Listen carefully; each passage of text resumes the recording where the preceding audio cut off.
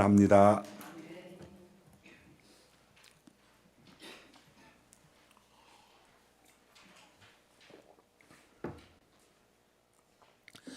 사람마다 얼굴빛이 있습니다. 그래서 안색이 좋다, 안색이 좋지 않다 그런 말 하지요. 우리 사람들의 마음의 인품과 성품이 그 얼굴의 빛과 색깔로 나타난다고 합니다. 영국의 사상가 러스킨은 말하기를 당신이 입고 있는 것 모든 것 가운데서 당신의 인상이 가장 중요하다라고 했습니다. 영국 여왕 엘리자베스 1세는 좋은 인상은 가장 좋은 최고의 추천서이다 라고 말을 했습니다.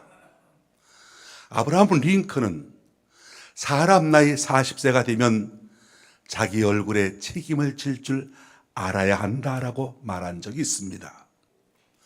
누구나 40이 되면 어느 정도 인품에 성숙한 단계에 이르렀기 때문에 그 얼굴을 통하여 그 사람을 어느 정도 대변해주고 있는 것 같습니다. 그래서 관상학이 발전해 가지 않았나 생각해 보지요. 제가 가끔 섬찟할 때가 있습니다.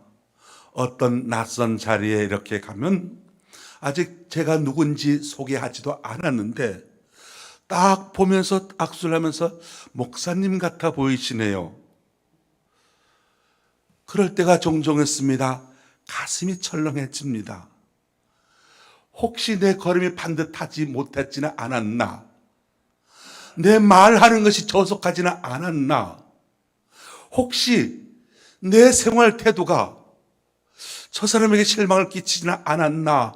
그런 생각이 들면서 가슴이 철렁해집니다.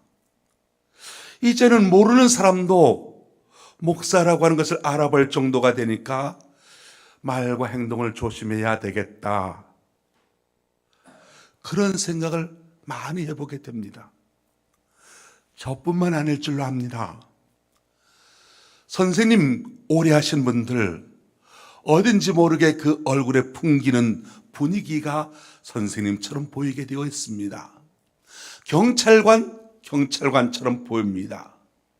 시장에서 장사를 오래 하시는 분들 이렇게 보나 저렇게 보나 참 장사하시는 분으로 보여지게 됐지요.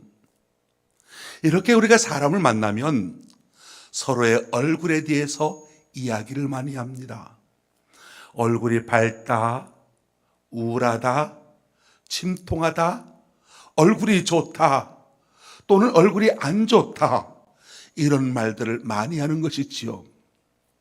그래서 그런지 모르지만 중학교나 고등학교 동창들 오래간만에 만나게 되면 그 중에 성공한 친구에게는 야, 너 얼굴색 좋다, 잘 되는가 보다, 이런 인사를 나누게 되고, 그러지 못하고 고생하면서 살아가는 친구를 만나게 되면 너 얼굴 보니 고생 많이 한 것 같아, 그런 동정하는 인사를 나누기도 합니다. 우리의 일상서뿐만 아니라 얼굴에 나타난다, 또는 얼굴에 해같이 빛난다, 이런 말씀들이 성경에 종종 있습니다. 그렇다면 저와 여러분의 얼굴은 어떻습니까? 저와 여러분이 예수님을 믿고 구원받은 하나님의 자녀로서 천국 백성된 우리로서 어떤 얼굴을 하고 있습니까? 마태복음 17장 말씀에 보게 되면 예수님의 얼굴이 해와 같이 빛났다고 말씀하고 있습니다. 해와 같이 빛나는 그 예수님을 믿는 저와 여러분, 그 예수님을 마음속에 품고 살아가는 저와 여러분의 얼굴에서 그 예수님의 환한 모습이 나타나고 있습니까?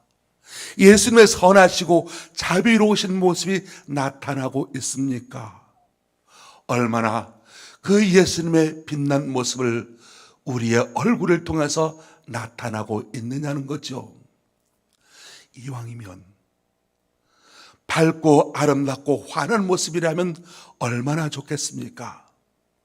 하나님을 믿고 하나님의 자녀된 사람의 표정이 굳어있다거나 죽을 상을 한다거나 무서운 상을 하고 있다고 한다면 예수 믿는 사람이 뭐 그래? 그야말로 가슴 철렁해지는 그런 말을 듣지 않겠습니까? 그러다 보니까 그렇게 된다면 자기에게도 덕이 안 되고 남에게도 은혜가 안 되는 것 아니겠습니까? 근데 저와 여러분이 예수님을 믿기 때문에 환한 얼굴에 밝은 마음, 희망찬 생활, 이런 것을 보여준다고 한다면 그건 덕스러운 모습이요 은혜스러운 모습이 될 것입니다. 예수님의 얼굴이 해와 같이 빛난다라고 하는 말씀을 통해서 저와 여러분에게도 이와 같은 모습이 있게 되기를 바랍니다. 그러면 여러분, 우리가 어떤 삶의 자세를 가질 때 우리의 얼굴에서 광채가 나겠느냐? 우리의 생활에서 광채나는 모습을 가질 수 있겠느냐라고 하는 겁니다. 오늘 읽은 본문 말씀을 통해서 몇 가지를 함께 나누어 보고자 합니다.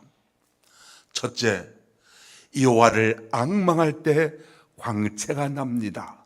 앙망하다, 사모하며 주님을 기다린다라고 하는 뜻이지요. 오늘 본문 시편 34편 5절 말씀을 보면 그들의 주를 앙망하고 광채를 내었으니 그의 얼굴은 부끄럽지 아니오로다 말씀합니다. 우리가 하나님을 앙망하며 살 때 하나님으로부터 빛을 받아서 그 얼굴에 환한 광채가 난다고 말씀하죠. 밤에 달빛이 환하게 비칠 때 얼마나 아름답습니까? 그러나 사실 다른 빛을 발하는 광채가 아닙니다. 그럼에도 불구하고 밤을 밝히지요. 왜 그렇겠습니까? 이 달이 태양으로부터 빛을 받아서 자신의 몸으로 반사하고 있기 때문입니다. 바로 이것이 그리스도인입니다. 빛의 원천은 하나님이십니다. 빛 대신 하나님께서 자신의 빛을 우리를 향하여 비추고 계십니다. 저와 여러분이 하나님의 빛을 받아서 반사할 수 있을 때 환한 모습, 하나님의 영광스러운 모습을 드러낼 수가 있게 될 것입니다. 이런 예의 말씀이 출애굽기 34장에 기록되어져 있습니다. 모세가 시내산에 올라가 십계명을 받았습니다. 그 십계명을 두 돌판에 새겨서 지상으로 내려옵니다. 사람들이 십계명을 받아 내려오는 모세의 모습을 보고 깜짝 놀랄 정도로 모세의 얼굴에서 광채가 났다고 이야기하고 있습니다. 얼마나 그 빛이 얼굴에서 광채가 났던지 사람들이 보지 못하게 되니까 수건으로 얼굴을 가렸다, 그렇게까지 표현하고 있습니다. 출애굽기 34장 29절 말씀을 보면 모세가 그 증거의 두 판을 모세의 손에 들고 시내산에서 내려오니 그 산에서 내려올 때 모세는 자기가 여호와와 말하였으므로 말미암아 얼굴 피부에 광채가 나나 깨닫지 못하더라 말하고 있습니다. 모세가 어떤 사람이었겠습니까? 처음부터 광채가 나는 사람은 아니었습니다. 바로의 궁전에서 공주의 아들로 입양되어서 호의호식하며 살았습니다. 그러다 보니까 젊어서 또한 의협심이 강했습니다. 패기가 넘쳤습니다. 불의를 보고 참지 못하는 사람이었습니다. 그의 얼굴에 분노와 살기가 있었던 사람이었습니다. 결국 그는 자기의 분노를 참지 못하고 사람을 쳐서 죽이지 말았겠습니까? 그로 인하여 그는 쫓기는 사람이 되었고 애굽의 궁전에서 탈출하여 힘들고 험한 광야의 길을 걷게 됩니다. 지루하고 고독한 인생길을 무려 40년을 살게 됐지요. 그런데 그는 힘들고 험한 40년간의 광야 생활을 하면서 하나님을 가까이 하게 되었고 하나님을 바라보게 되었고 하나님을 만나는 사람이 되었습니다. 오늘 표현에 따르면 하나님을 앙망하는 사람이 되었던 겁니다. 그는 시내산에 올라갔습니다. 40일을 금식하며 하나님께 기도했습니다. 그의 얼굴에서 분노와 살기가 사라져갔고 깊은 기도와 함께 더 찬란하게 빛나는 광채가 났습니다. 그의 분노와 혈기의 얼굴이 광채가 나는 얼굴로 바뀌게 되었던 겁니다. 그의 혈기의 성품이 온유하고 광채나는 성품으로 바뀌게 되었다는 말씀이 있지요. 사나운 성품이 온유하고 겸손한 성품으로 바뀌게 되었습니다. 사랑하는 성도 여러분, 저와 여러분의 심령과 얼굴에서도 혈기와 분노가 빠져나가게 되기를 원합니다. 저와 여러분의 얼굴에서도 광채가 날 수 있게 되기를 바랍니다. 우리의 마음이 온유한 사람으로, 우리의 마음이 겸손한 성품으로, 우리의 마음이 예수 그리스도의 성품을 본받아 얼굴에 광채가 날 때까지 기도의 용사가 될 수 있게 되기를 바랍니다. 여호와를 앙망하는 자의 모습은 환합니다. 여호와를 바라보는 자의 모습은 환합니다. 그런데 반대로 하나님을 거역하고 하나님의 낯을 피하고 외면하고 하나님을 멀리하는 사람의 얼굴에는 어둠이 깃들게 되어 있습니다. 창세기 3장에 그 예가 나옵니다. 아담과 하와가 범죄하였습니다. 어떻게 했습니까? 하나님의 낯을 피하기 위하여, 하나님의 얼굴을 보지 않기 위하여 외면했다고, 돌아섰다고, 그래서 동산숲에 숨었다고 말합니다. 그 결과가 어땠습니까? 아담과 하와의 얼굴은 화난 것이 아니고 오히려 두려움에 사로잡혔다고 말합니다.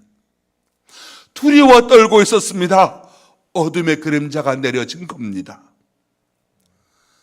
하나님을 가까이 하면 가까이 할수록, 하나님의 말씀이 내 중심에 있으면 있을수록 내 삶에서 하나님의 하나님의 빛이 해같이 빛나게 됩니다.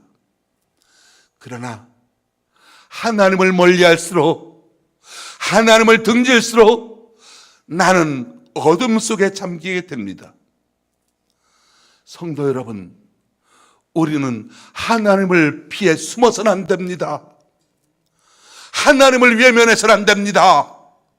다 나와서 하나님을 바라보며 앙망해야 합니다. 그래야 우리의 얼굴이 광채나는 얼굴, 해같이 빛나는 얼굴이 되게 될 것입니다. 조폭을 바라보며 살면 나도 조폭이 됩니다.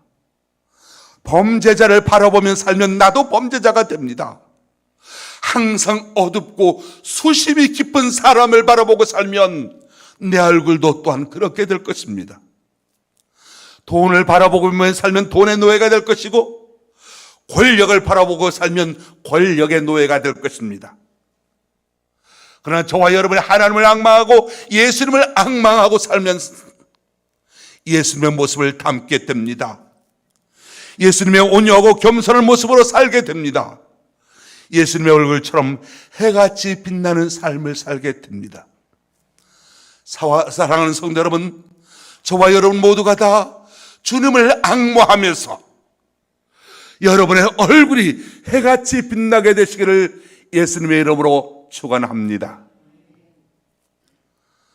두 번째, 하나님으로부터 평안을 얻어야 얼굴이 환해집니다. 마음이 편안해야 얼굴이 밝아진다는 거지요. 돈이 있고 명예가 있고 지위가 있고 가족이 있다고 해서 얼굴이 밝아지는 것은 아닙니다. 아무리 이런 것을 갖추었다 할지라도 마음이 평안하지 않으면, 마음에 평안이 없으면 우울해지게 되고 염려와 근심으로 가득 찰 수밖에 없습니다. 사람은 누구나 다 평안한 마음을 갖고 싶지 않겠습니까? 그런데 그것이 사람 마음대로 되는 것 아닙니다. 평안이란 내가 만드는 것이 아니고 평안이란 하나님께서 내게 주시는 것입니다. 평안의 원천은 하나님이십니다. 하나님께서 내게 평안을 주실 때 내 마음의 평안이 이루어지게 되고 내 마음속에 천국이 이루어지게 되는 겁니다. 그래서 사도 바울은 빌립보 교회를 통해서 향해서 하나님은 어떤 분이신지 설명할 때 평강의 하나님이시라 그렇게 표현했습니다. 베드로는 로마 군인 백부장 고넬료에게 예수 그리스도를 소개할 때 평안의 복음이라 그렇게 말했습니다. 예수 그리스도의 복음이 평안의 원천입니다. 예수님이 평안의 주인이십니다. 그래서 우리가 주님을 내 마음속에 모시며 살게 될 때 주님의 마음속에 가득 찬 주님의 평안까지 내 마음속에 채워져 가게 되는 것이지요. 예를 들어서 요한복음 14장 27절 말씀을 보면 예수님께서 십자가 지시기 직전에 사랑하는 제자들에게 이런 위로의 말씀하십니다. 평안을 너희에게 끼치노니 곧 나의 평안을 너희에게 주노라. 당시 상황은 어땠다고 말씀하셨습니까? 바로 예수님께서 십자가를 앞에 두고 있는 상황이었습니다. 자신이 죽을 것을 아시는 상황이었습니다. 그럼에도 불구하고 주님께서는 평안하셨습니다. 주님께서 이어서 말씀하십니다. 내가 너희에게 주는 것은 세상이 주는 것과 같지 아니하다. 너희는 마음에 근심하지도 말고 두려워하지도 말라 말씀하십니다. 참 예사스러운 말씀이 아니죠. 지금 예수님은 십자가에서 처참하게 죽어가는 그 죽음을 눈앞에 두고 있습니다. 고통의 시간이 단지 몇 시간 앞에 있을 뿐이었습니다. 그런데 예수님은 십자가의 죽음을 눈앞에 두고서도 평안을 너희에게 끼치노니 곧 나의 평안을 너희에게 주노라. 너희는 근심하지 말라, 두려워하지 말라, 염려하지 말라 말씀하셨던 겁니다. 무슨 뜻일까요? 예수님에게는 십자가의 처참한 죽음, 고통까지도 이겨낼 수 있는 평안이 그 마음속에 있기 때문이었던 겁니다. 예수님만이 이런 평안을 가지는 것이 아니고 우리를 향해서 예수님 자신이 가지신 그 평안을 주시겠다고 약속하셨습니다. 그래서 평안을 너희에게 끼치노니 곧 나의 평안을 너희에게 주노라 말씀하신 것입니다. 우리가 신앙생활을 처음 시작하면 또는 믿음이 자라기 시작하면서 제일 먼저 내 마음속에 느끼는 독특한 현상이 있습니다. 바로 마음의 평안이라는 겁니다. 과거에는 사소한 문제만 생겨도 이거 어떻게 하나 걱정하고 염려하고 두려워했는데 예수님을 모시고 살면서 시작하기 시작하면서 어떤 문제가 생기더라도 두려운 마음이 생기지 않게 됩니다. 어떤 자세가 생기냐? 이거야말로 믿음으로 풀어봐야지 믿음의 자세가 생기게 된다는 겁니다. 이런 평안이 어려운 문제를 쉽게 풀어갈 수 있는 길잡이가 되는 것이지요. 신약 성경 중에 짧은 책 중에 하나가 빌립보서입니다. 빌립보서는 모두가 4개의 장으로 구성되어져 있습니다. 근데 4개의 장에서 가장 많이 나오는 단어가 기뻐하다라고 하는 단어입니다. 내가 기뻐하노니 너희도 기뻐하라. 나는 기뻐다. 너희도 기뻐하라. 이런 말씀들이 수없이 많이 나오고 있습니다. 무려 16번이나 나옵니다. 매번 매장 4번씩 나오고 있습니다. 그러나 빌립보서의 배경을 바라보면 도저히 기뻐할 수 없는 사람이 기뻐한다고 소리치고 있지요. 이 빌립보서 누가 썼습니까? 사도 바울이 썼지 않습니까? 사도 바울이 로마의 감옥에 갇혀 있을 때 사형 선고를 받고서 이제 사형 집행되기만을 기다리고 있을 때 바로 기뻐하라 말씀하고 있습니다. 순교를 눈앞에 두고서 박해 가운데 고생하고 있는 빌립보 교인들이 향하여 편지를 보냈는데 그 편지가 바로 빌립보서입니다. 빌립보서 전체를 통해서 말합니다. 내가 기뻐하노니 너희도 기뻐하라. 내가 기쁘니 너희도 기뻐하라. 미친 사람이 아니고서야 이렇게 말할 수 있겠습니까? 그런데 정말 바울의 심령 속에는 기쁨으로 가득 차 있었습니다. 왜 그렇겠습니까? 세상적으로 생각할 때, 육신적으로 생각할 때 불안하고 염려가 되고 공포스러울 수밖에 없겠지만, 그러나 평안의 주 되신 예수 그리스도가 사도 바울의 마음 중심에 계시기 때문에 어떤 환난도, 어떤 고통도, 어떤 문제도 능히 대처할 수 있는 평안이 준비되어 있다는 겁니다. 찬송가 382장 우리가 잘 알고 있습니다. 너 근심 걱정 말아라, 주 너를 지키리. 주 날개 밑에 거하라, 주 너를 지키리. 이 찬송가는 1904년 듀프리 마틴이 쓴 시에다가 그의 남편 월터 마틴이 곡을 붙여서 부르게 했던 찬송가입니다. 이 찬송가의 배경을 보면 듀프리 마틴이 뉴욕 병원에서 중병으로 입원해서 치료받고 있었습니다. 옆에 남편이 잠시도 떠나지 않고 간병을 하게 됩니다. 예배 시간이 다가옵니다. 남편은 목사입니다. 예배 인도하러 가야 합니다. 그런데 한 시간도 놓칠 수 없는 아내를 그대로 두고 떠날 수가 없었습니다. 이런 상황을 눈치챈 아내가 남편의 손을 꼭 잡고 말합니다. 가세요. 예배 인도하고 오세요. 남편이 말합니다. 그동안 당신을 돌봐줄 사람이 없는데 하나님이 나를 지켜줄 거예요. 가세요라고 합니다. 이에 용기를 얻어서 남편이 교회 병원을 떠나 교회 가서 예배를 인도하고 병실로 돌아옵니다. 병실 문을 여니까 아내가 환한 미소를 지으면서 오른손에 쪽지 하나를 들고 전해줍니다. 남편은 아내의 손을 꼭 잡으면서 아내의 환한 얼굴 모습을 바라보면서 그 쪽지를 집었습니다. 그 순간 아내는 영원히 조용히 눈을 감고 말았습니다. 남편은 아내의 장례를 치른 다음에 그 쪽지에 적힌 아내의 마지막 시에다가 곡을 붙였습니다. 바로 그것이 너 근심 걱정 말아라는 찬송가입니다. 남편이 한두 시간 병실을 떠나면 제대로 심호흡을 할 수 없었던 아내는 숨을 거둘 수밖에 없습니다. 그 마지막 순간에 남편이 아니라 주님이 나와 함께 계시니라고 하는 그 믿음이 그에게 평안을 주었고 그에게 힘을 주었던 겁니다.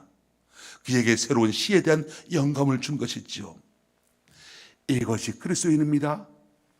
평안은 내가 만드는 것이 아닙니다. 내가 차지하는 것도 아닙니다. 하나님의 은혜로 내 심령 속에 주어지는 것입니다. 하나님으로부터 받는 이런 평안이 여러분의 있게 되기를 예수님의 이름으로 축원합니다. 세 번째, 하나님의 사명을 가지고 살 때 얼굴에 빛이 납니다. 어떤 목표, 어떤 사명감을 가지고 살 때 삶에 의욕이 있고 힘이 있고 희망이 있습니다. 죽음까지 이겨낼 수가 있습니다. 그 대표적인 예가 바로 스데반이죠. 스데반은 누굽니까? 초대교회 7지사 중에 한 사람이었습니다. 복음 전파의 열정과 사명을 가진 사람이었습니다. 그러나 남보다 먼저 붙잡혀서 재판을 받게 됩니다. 반대자들의 위협에도 불구하고 스데반은 담대하게 복음을 전하다가 결국 성 밖으로 끌려가서 무사람들로부터 돌세를 받고 쓰러지고 맙니다. 온몸이 피투성이가 되었습니다. 바로 그 처참한 순간에도 아버지여 저들을 용서하여 주옵소서 사랑과 용서를 외치고 주 예수여 내 영혼을 부탁하나이다 하면서 주님께 자신의 영혼을 부탁하며 마지막으로 운명하였습니다. 이 마지막 장면 속에서 우리가 연상할 수 있는 것 하나가 있습니다. 성경 말씀에 보면 그의 얼굴이 천사와 같이 빛났다라고 말하고 있습니다. 원문대로 보면 천사의 얼굴처럼 환하였다라고 말하고 있습니다. 여러분, 무엇이 그로 하여금 그렇게 돌에 맞아 죽어가면서도 그 피투성이가 된 상태에서도 그의 얼굴이 환하게 빛날 수 있었겠습니까? 육체적인 조건이었겠습니까? 지위였겠습니까? 직분이었겠습니까? 아닙니다. 죽음보다 더 강한 사명감, 어떤 목표, 삶의 의지가 그로 하여금 모든 것을 이기게 하였던 겁니다. 사람이 생을 살아가는 데 있어서 어떻게 하면 잘 사느냐? 어떻게 하면 더 높아지느냐? 어떻게 하면 더 많이 가지느냐? 이런 것을 보통 추구하면서 살아갔지요. 근데 여러분, 이런 것들은 삶의 방편은 될 수 있을지언정 삶의 목표나 의미는 될 수 없습니다. 진정한 삶의 기쁨, 진정한 삶의 승리는 내가 얼마나 가졌느냐, 얼마나 높아졌느냐, 내가 어떻게 사느냐, 여기에 있는 것이 아닙니다. 하나님께서 나를 통하여 하시고자 하시는 그 뜻을 발견하고 내 인생 내가 살아가야 할 목적과 의미를 발견하고 그 목표를 향해서 내 삶을 불태울 수 있을 때 이것을 위하는 일이라면 내가 살기도 하고 죽기도 할 수 있는 그 어떤 완전한 목표가 있다고 한다면 그는 행복한 삶을 살아갈 수가 있게 됩니다. 괴테는 그의 시 가운데 이런 말을 했습니다. 가장 불행한 인간은 목표 없이 오늘을 사는 사람이다. 우리의 형편은 어떻습니까? 목표를 두고 희망을 두고 삶의 의미를 찾아서 자신을 불태울 수 있는 그 사람이 인생의 진정한 승리자가 될 수 있고 참 기쁨이 있고 얼굴이 환하게 살아갈 수가 있습니다. 한국 교회를 보면 순교자의 피를 걸음으로 삼아서 성장해 왔음을 알 수가 있습니다. 한국의 기독교가 전파되는 복음의 초기부터 순교의 피가 뿌려져 왔습니다. 1885년 언더우드 아펜젤러 목사가 인천항에 도착해서 복음을 전하기 시작했지요. 그로부터 바로 19년 전인 1866년 중국에 와 있던 영국 선교사 토마스 목사가 아직 복음을 한 번도 들어보지 못했던 한민족이 바로 서해바다 황해 건너편에 있다는 사실을 알고 미국 상선 채널을 셔먼을 타고 평양 대동강 입구까지 들어온 적이 있습니다.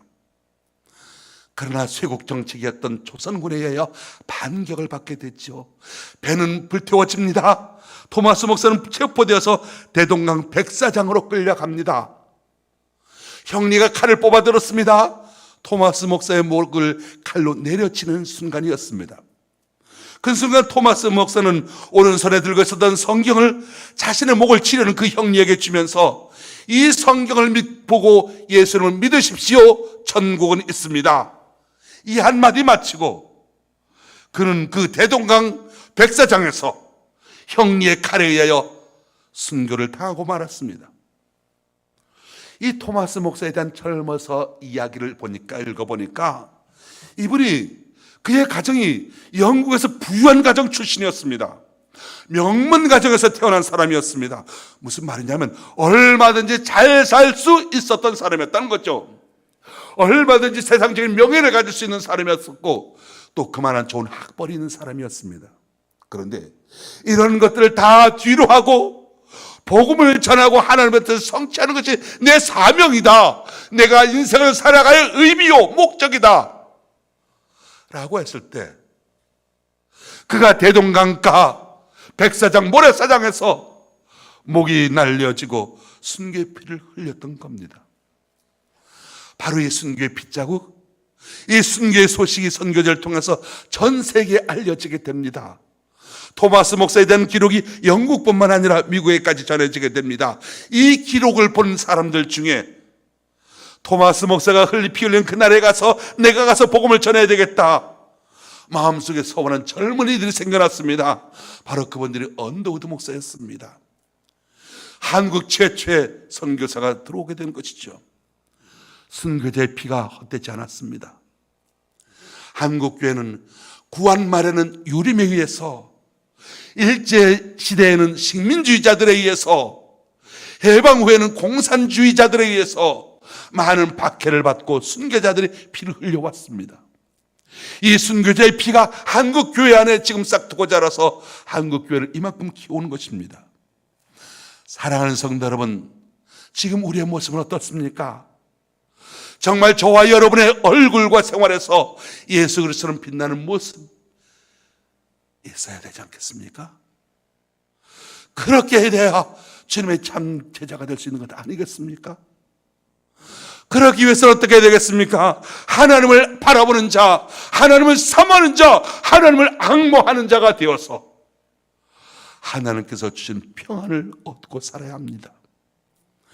내 인생 전부를 통해서 내가 해야 할 인생의 목표가 무엇인가 하는 그런 하나님의 사명을 발견할 수 있게 되기를 바랍니다.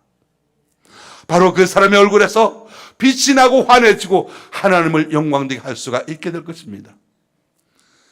말씀을 정리합니다. 저와 여러분의 얼굴도 예수님처럼 빛나게 되시기를, 저와 여러분의 얼굴도 스데반처럼 해같이 빛나는 얼굴이 될 수 있게 되기를 바랍니다.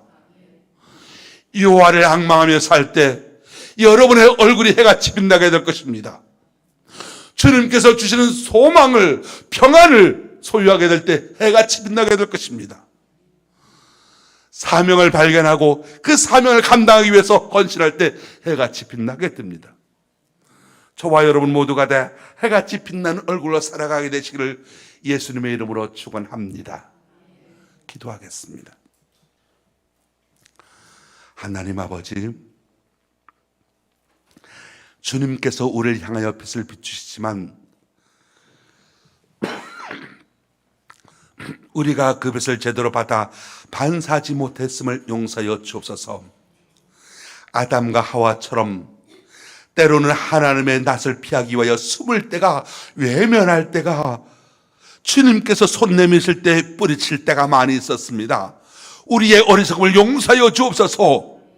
주님의 빛을 환히 비출 수 있는 우리 모든 성도들이 되게 하여 주옵소서. 그러기 위하여 주님을 앙모하겠습니다. 그러기 위하여 주님으로부터 평안을 얻겠습니다.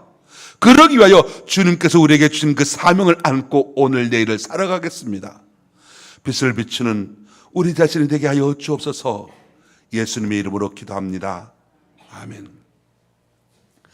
444장 찬송하겠습니다.